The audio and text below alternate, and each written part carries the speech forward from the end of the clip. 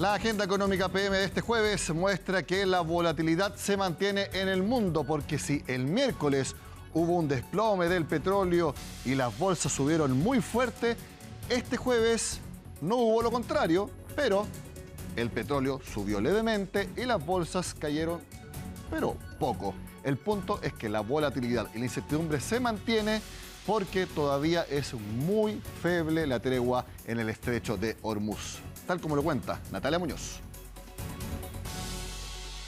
Poco dura la calma en el mercado internacional. A un día de la supuesta tregua entre Estados Unidos e Irán, el petróleo volvió a superar los $100 el barril. Luego de la caída de este miércoles, el escenario un día después es completamente distinto. El crudo WTI tuvo un avance de 6,39%, mientras que el Brent alcanzó un incremento de 3,82%, transándose a $98 el barril. Alza luego de que tuvieron su mayor caída en 6 años, ante la incertidumbre y la continua interrupción del tránsito en el estrecho de Hormuz. Dadas las características de la tregua, es un equilibrio bastante frágil, diría yo. Inmediatamente después de alcanzado este supuesto acuerdo, ciertas hostilidades continuaron. No está claro cuáles fueron los puntos que aprobó lado y lado. Y a medida que ha pasado el tiempo, después de haber pasado más de un día, algunos factores, algunos elementos de esta tregua no están siendo respetados o no han quedado suficientemente claros, lo que ha aumentado nuevamente en forma leve el riesgo que percibe el mercado respecto a la apertura del estrecho de Hormuz. Y ya lo advertían los bancos internacionales. La evolución y eventual apertura del estrecho de Hormuz va a ser determinante para el precio del petróleo de los próximos meses, aunque expertos ya anticipan un alto precio prolongado durante este año.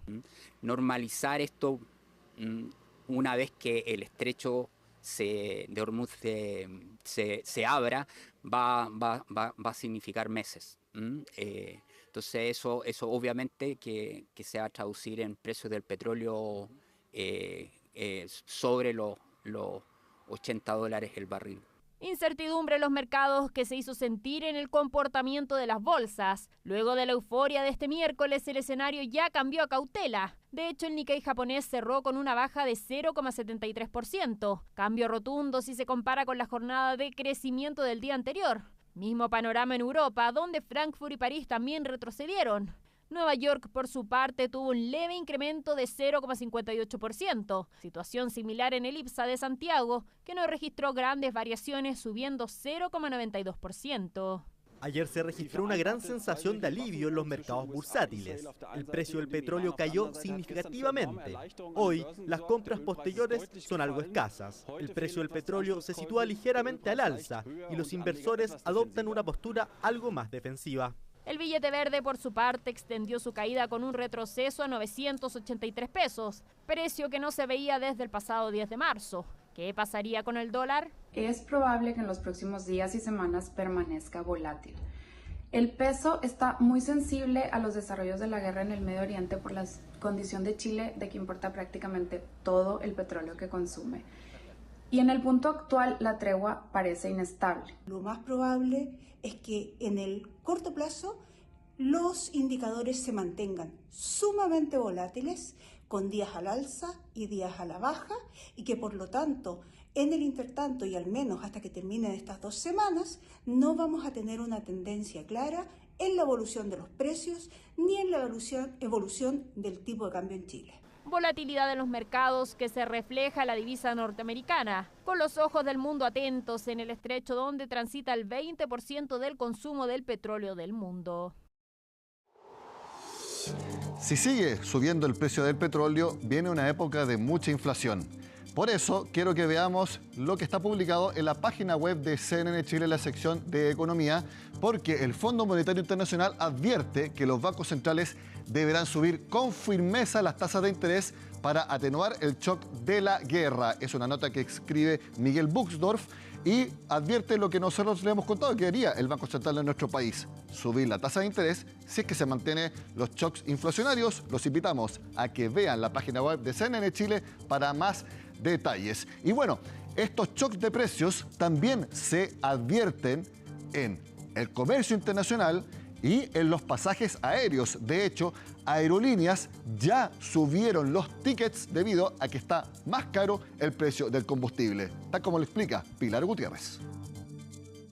La inestable tregua en Medio Oriente llevó al petróleo por debajo de los $100, pero el alza de las últimas semanas sin duda genera un impacto en distintos sectores de la economía internacional y local, entre ellos el comercio. Ha habido un traspaso a los costos operativos de la empresa, que en algunos casos probablemente van a encarecer la cadena de distribución en general, y eso podría empezar a tener algún impacto en precios, pero hasta ahora en la última parte de la cadena, que el precio final todavía está contenida, pero dado que es tan transversal el cambio, es muy difícil que no tenga impacto en general y que no los llegue a percibir el consumidor.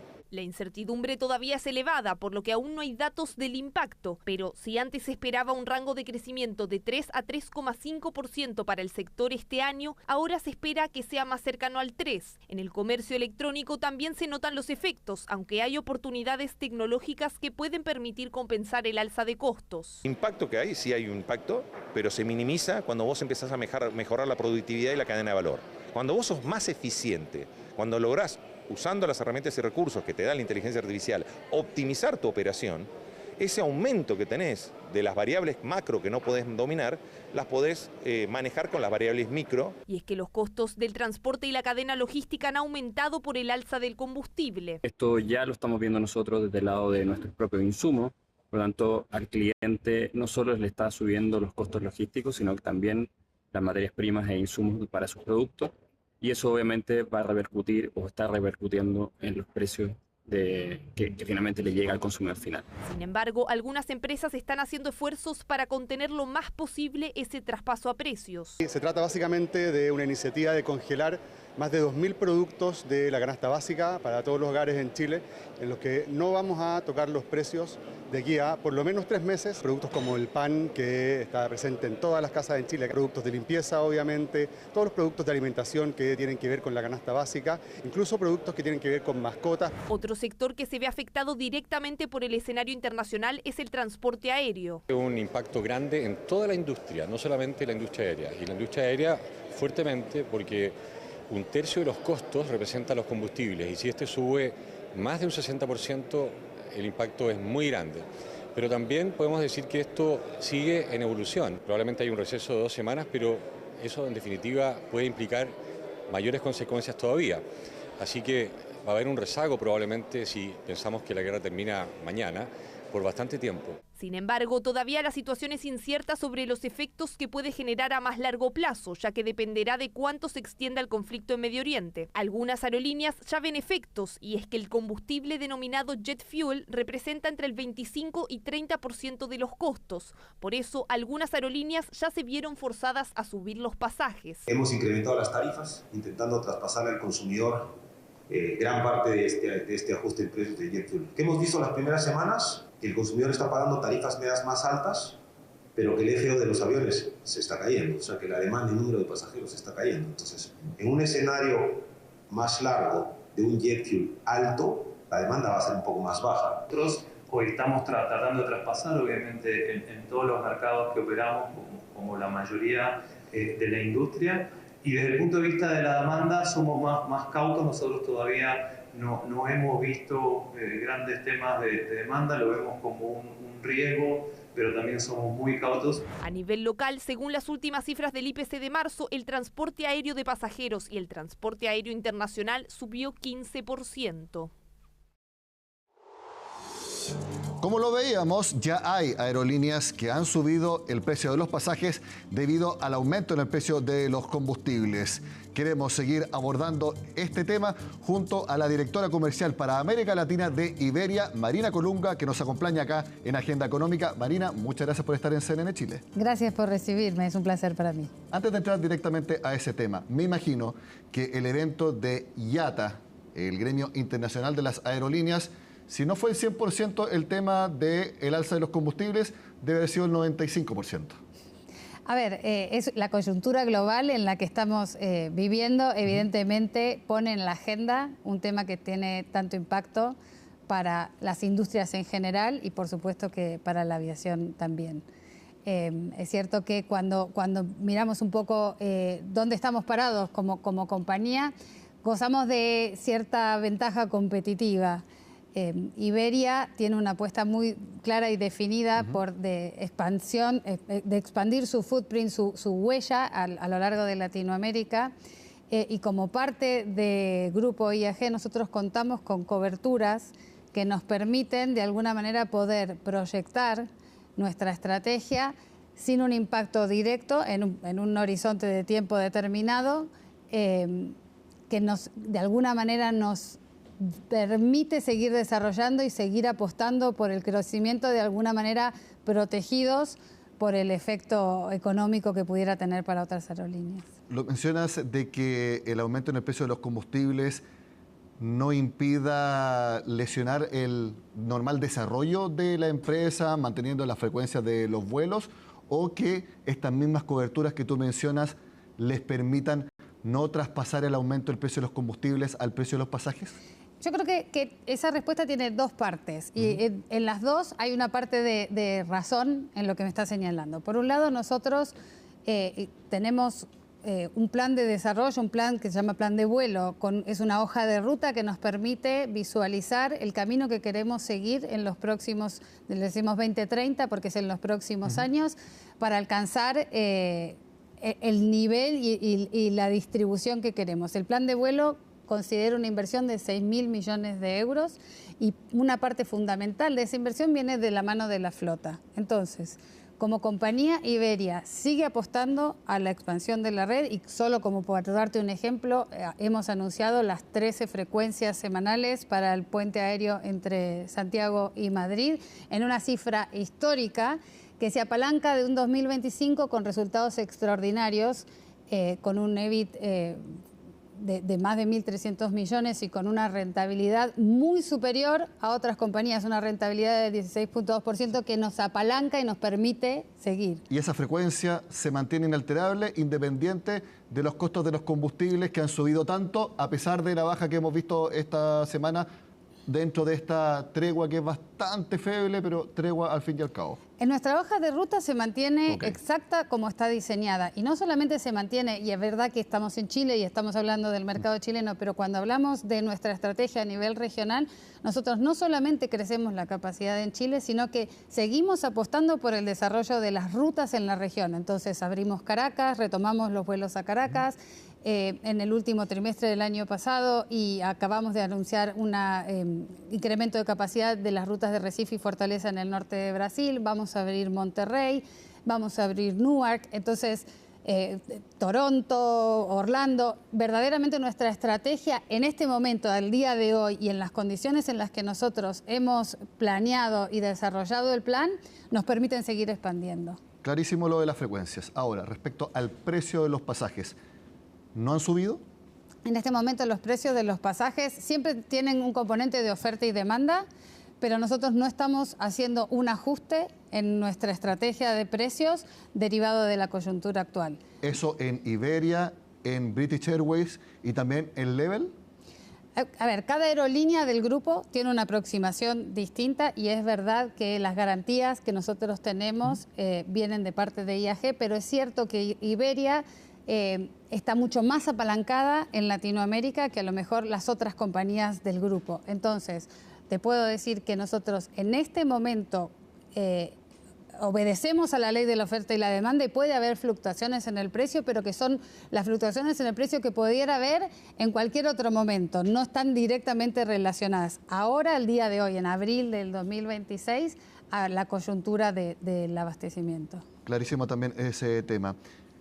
Se ha hablado mucho de que el jet fuel, que es el que ocupan los aviones para poder volar, puede escasear en Europa.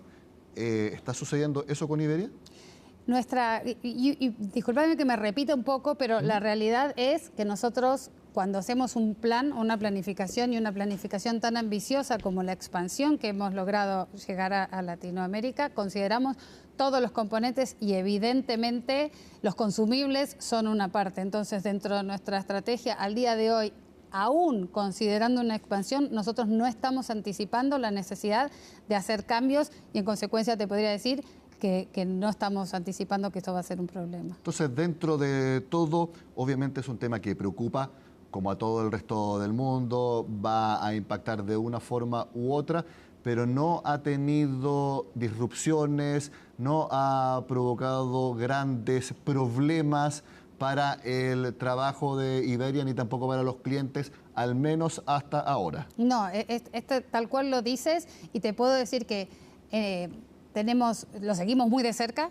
Evidentemente somos una compañía española que tiene un hub que conecta con 145 destinos desde Madrid y 49 países, y dependiendo la zona del mundo a la que quiera llegar, hay distintas realidades, pero nuestra apuesta sigue siendo de expansión, sigue siendo de observación, porque tampoco vivimos aislados. A ver, hay una coyuntura global, pero que no tenemos en este momento razones para creer que nuestro plan de expansión en Latinoamérica puntualmente vaya a necesitar ajustarse.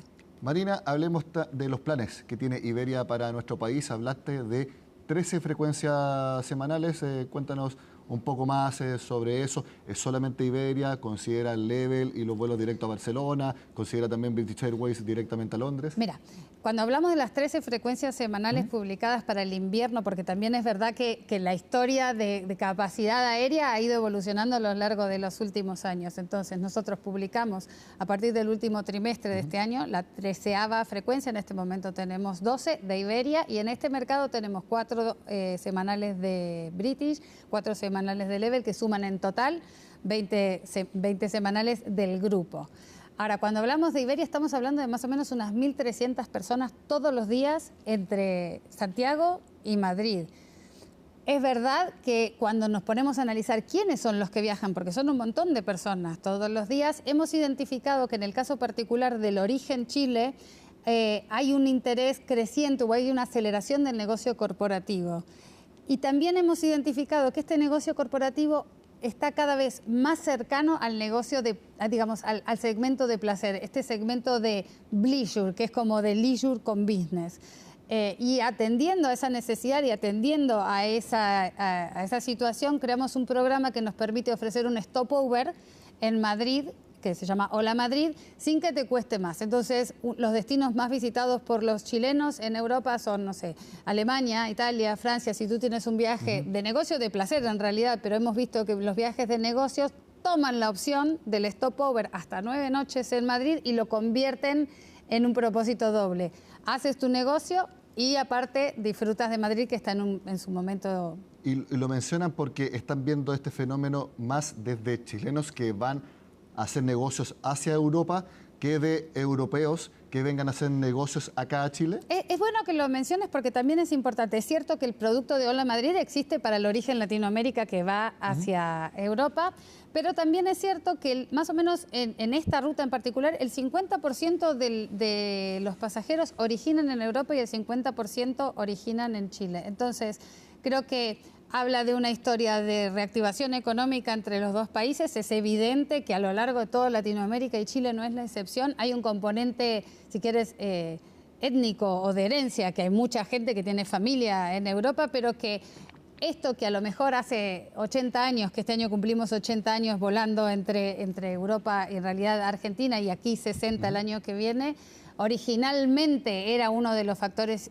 más preponderantes, y que en el día de hoy forma parte de nuestra mezcla de negocio, pero que el negocio, el viaje que se origina a través de un negocio o se origina con placer, sigue ganando y sigue ganando, peso dentro de la estrategia en general. ¿Qué segmento de los vuelos de Iberia está creciendo más? Obviamente la primera cabina que se llena es la económica. ¿La business se está llenando porque está viajando el cliente corporativo, o se llena porque, para que no quede vacío, ese segmento se entregan ofertas muy buenas de último minuto? Fíjate que lo que dices es a veces una creencia general, pero es al revés. Normalmente se llena primero la cabina business, y nosotros en los aviones, esta ruta se opera con los aviones más grandes que tenemos, que son los Airbus 350. Los Airbus 350 nos dan la posibilidad de ofrecer 3 cabinas. La cabina turista, una cabina intermedia que se llama Premium Economy y la cabina Business. Es un vuelo largo, estamos hablando de en promedio entre 12 horas y media, 13 horas. Entonces, es cierto que al viajero de negocios, al viajero que una empresa lo manda a hacer negocios, normalmente tienen una participación muy grande dentro de las cabinas premium, pero también esta cabina intermedia permite tener asientos un poco más grandes, por ejemplo, los audífonos, la propuesta gastronómica que tienes en Premium Economy, que te combina un poco lo mejor de los dos mundos. Siempre ha estado la convicción de que lo más conveniente en cuanto a precio es salir de un lugar, ir al destino y tener exactamente el mismo regreso. Sigue siendo así porque lo que tú mencionabas hace poco, este pleasure, que también puede ser ir a distintos lugares. Sí. Y hacer esos recorridos, no siempre es fácil volver al lugar de origen para volver desde donde llegaste. No sé si me explico. Claro. A ver, te puedo explicar cómo funcionamos nosotros como compañía. Nuestro hub de conectividad está en Madrid.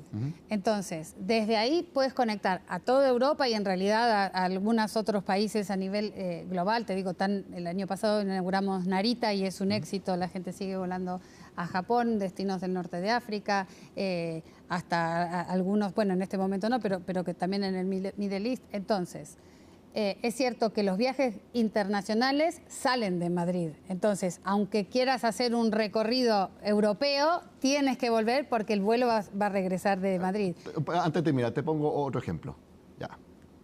Madrid, o sea, Santiago-Madrid, quiero ir a Londres. Para que me salga más barato, más conveniente. ¿Tengo que volver a Madrid? ¿O puedo venirme directo desde Londres a Santiago, ya que son aerolíneas del mismo grupo? Sí, a ver, y tanto con las agencias de viajes, que son nuestros aliados número uno en todos los mercados en donde operamos, o en nuestro canal directo, tú tienes la capacidad de hacer un vuelo, digamos, que pueda partir de los hubs en donde tenemos la conectividad. Puedes entrar por Madrid y salir por Londres, puedes entrar por Madrid y salir por Barcelona. Es cierto que tendrás que ver cuáles son los puntos internos a donde se quiere llegar, pero no necesariamente que es más caro uno que el otro. Hay un montón de factores que tienen que ver con los precios de los pasajes. La anticipación, pues evidentemente la cabina, la época del año. Entonces, como regla general, no necesariamente significa que entrar y salir por el mismo aeropuerto es más barato, no. Marina Colunga, directora comercial de América Latina en Iberia. Muchas gracias por estar en Agenda Económica. Gracias a ti por invitarme y para mí es un placer haber compartido contigo. Y gracias por acompañarnos. Hacemos la pausa y nos vemos con la última parte de la Agenda Económica PM de esta semana. El ministro de Hacienda anunció que a través de distintas medidas se podía bajar hasta 15% el precio de las viviendas. ¿Cuáles son esas medidas? Lo cuenta Javiera Maldonado. El Ministerio de Vivienda presentó una serie de ajustes que se realizarán a la ordenanza de urbanismo y construcción. Esto con el fin de reducir el precio de las viviendas de un 10 a un 15% y agotar el stock actual ya construido. Al respecto, distintas inmobiliarias han reaccionado de manera positiva. Escuchemos sus declaraciones. Como agentes de esta industria, estamos de acuerdo en todos los mecanismos y decisiones políticas que tiendan a movilizar un mercado que está atrapado en una legislación anacrónica, posee mercados muy limitados al crédito y tiene condiciones tributarias no acordes a la situación país que vivimos. Todas estas medidas de ejecutarse podrían generar una ola grande de inversión y fuerte recuperación de las ventas inmobiliarias. Dentro de los ajustes más relevantes que se dieron a conocer, destaca la modificación de la vigencia de los permisos de construcción de 3 a 6 años, además de cambiar la forma en la que se calcula la densidad de la población. Actualmente se utilizan 4 personas por vivienda y esto se espera reducir a solo 2 por vivienda. Distintos gremios han advertido sobre el impacto y los riesgos de este decreto antes de su aprobación. Escuchemos sus reacciones. En cuanto a su impacto de las medidas que se están proponiendo, el objetivo principal es reducir el precio total de las viviendas. Esto no implica necesariamente una disminución directa en el valor por UF metro cuadrado. Aquí, ¿cuál es la clave? La velocidad, porque la persona que va a comprar una vivienda puede postergar su decisión de compra hasta que esto esté claro, hasta que esté claro el tema de la reducción del IVA, o hasta que esté claro que las viviendas en 1 o 2 años más podrían tener un 10 o un 15% de descuento. Eso es un descuento muy relevante y te permite acceder a una vivienda tal vez de un poquito mayor valor, y eso para la gente lo puede llevar a postergar su decisión de compra y a tener un periodo entre medio de muy pocas ventas o muy poco dinamismo en la industria. Así, el MIMBU busca aumentar la oferta, reducir los costos y reactivar un mercado que hoy está estancado. Sin embargo, el verdadero reto estará hoy en cómo y en cuánto tiempo estas medidas se implementarán en el mercado inmobiliario. De esta forma terminamos la agenda económica PM de este jueves. Sigan acá en CNN Chile.